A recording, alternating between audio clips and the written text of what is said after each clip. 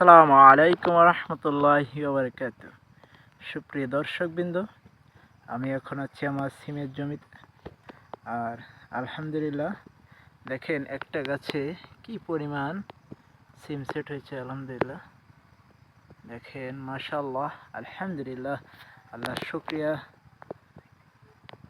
একটু জায়গাও ফাঁকা নাই, দেখেন। এই জন্য আপনাদেরকে আমি বলছি যে কেরালা সিম এমনই একটা জাত।